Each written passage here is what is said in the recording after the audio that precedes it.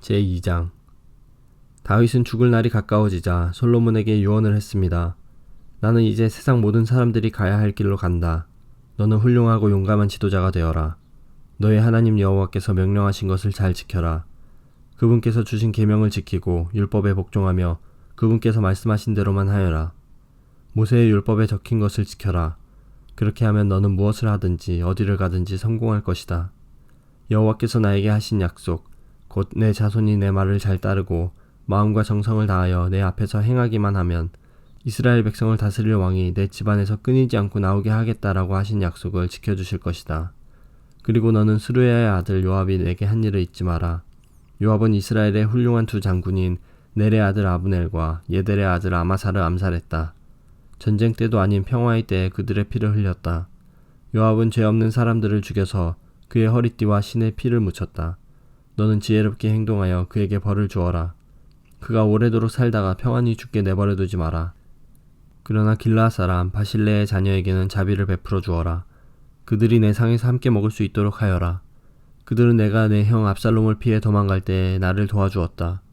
바후림 출신의 베냐민 사람이요 게라의 아들인 시므이가 너와 함께 있다는 것을 잊지 마라. 그는 내가 마하나임으로 가던 날 나를 저주한 사람이다. 그러나 그가 나를 맞이하러 요단강까지 내려왔으므로 나는 여호와 앞에서 그에게 시므이야, 내가 칼로 너를 죽이지 않겠다라고 약속했다. 그러나 그를 죄 없는 사람으로 여기지 마라. 너는 지혜로운 사람이니 시므이를 어떻게 처리해야 할지 알 것이다. 그 노인이 피를 흘리며 음부에 내려가게 하여라. 그 후 다윗은 죽어서 그의 조상들과 함께 다윗성에 묻혔습니다. 다윗은 40년 동안 이스라엘을 다스렸습니다. 헤브론에서 7년을 다스리고 예루살렘에서 33년을 다스렸습니다. 솔로몬은 아버지 다윗의 뒤를 이어 왕이 되었습니다. 그리고 그의 나라를 굳건하게 세웠습니다. 그때 핫깃의 아들 아도니아가 솔로몬의 어머니 밧세바에게 갔습니다. 밧세바가 물었습니다. 좋은 일로 왔느냐? 아도니아가 대답했습니다. 그렇습니다. 좋은 일로 왔습니다. 한 가지 꼭 부탁드릴 말씀이 있어서 왔습니다. 밧세바가 말했습니다. 말해보아라.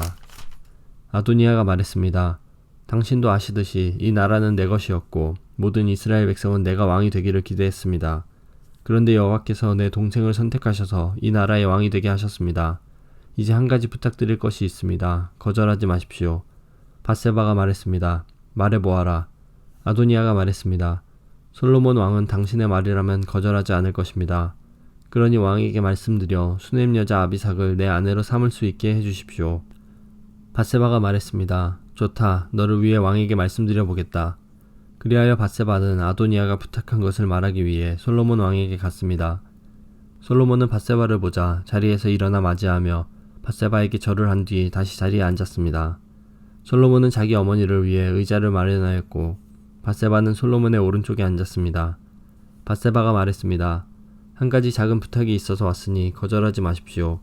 왕이 대답했습니다. 어머니 말씀하십시오. 거절하지 않겠습니다. 밧세바가 말했습니다. 수넴 여자 아비삭을 왕의 형 아도니아의 아내로 주시기를 부탁하오. 솔로몬 왕이 자기 어머니에게 대답했습니다. 왜 아도니아에게 아비삭을 주라고 말씀하십니까? 그는 나의 형이니 아예 왕의 자리까지 그에게 주라고 말씀하시지요. 제사장 아비아달과 스루야의 아들 요압을 위해서도 그렇게 하시지요. 그러더니 솔로몬 왕은 여호와의 이름으로 맹세를 했습니다. 아도니아가 감히 이런 부탁을 했으니 내가 아도니아의 목숨을 살려둔다면 여호와께서 나에게 무서운 벌을 내리실 것입니다.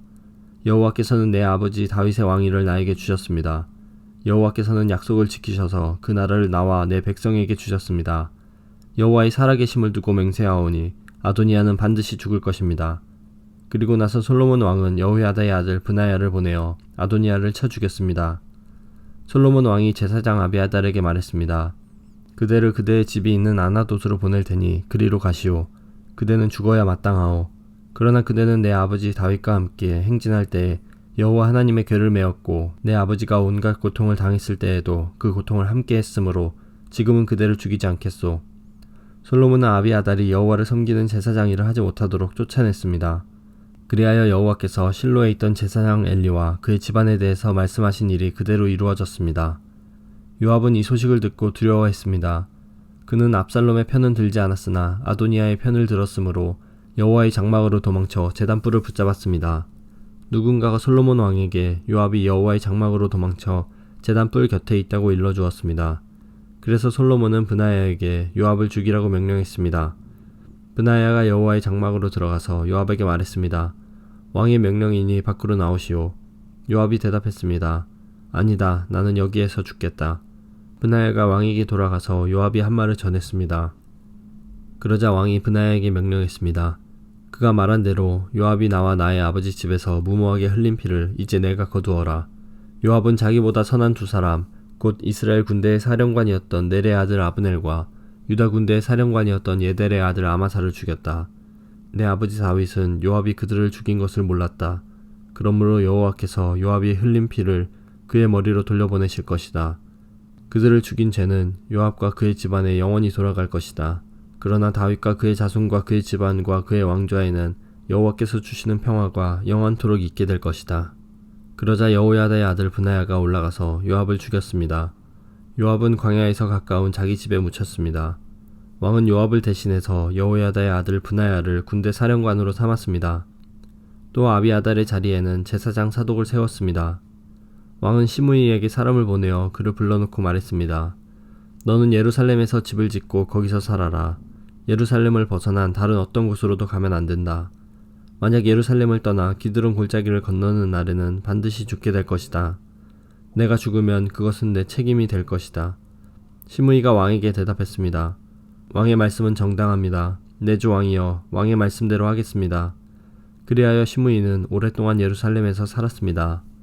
3년 후에 시므이의 두 종이 마아가의 아들이며 가드의 왕인 아기스에게로 도망쳤습니다. 시므이는 자기 종들이 가드에 있다는 소식을 들었습니다. 시므이가 일어나 나귀에 안장을 얹었습니다. 그리고 가드의 아기스에게로 가서 그 종들을 찾아 데려왔습니다. 솔로몬은 시므이가 예루살렘을 떠나서 가드로 갔다가 다시 돌아왔다는 소식을 들었습니다. 그래서 솔로몬은 사람을 보내어 시므이를 불러놓고 말했습니다. 내가 너에게 예루살렘을 떠나지 말라고 여호와의 이름으로 맹세하게 하지 않았느냐? 그리고 어디든지 예루살렘을 떠나 다른 곳으로 가면 죽을 것이라고 경고하지 않았느냐? 너도 말하기를 그 말이 정당하니 그대로 하겠다고 하지 않았느냐? 그런데 어찌하여 여호와께 한 약속을 어겼느냐? 어찌하여 내 명령을 따르지 않았느냐? 너도 잘 알겠지만 너는 내 아버지 다윗에게 악한 짓을 많이 했다. 이제 여호와께서 내가 저지른 악한 일들을 갚으실 것이다. 그러나 나 솔로몬 왕은 복을 받고 다윗의 왕자는 여호와 앞에서 영원히 굳건할 것이다. 왕이 여호야다의 아들 브나야에게 시므이를 죽이라고 명령했습니다. 솔로몬은 자기 나라를 굳건하게 세웠습니다.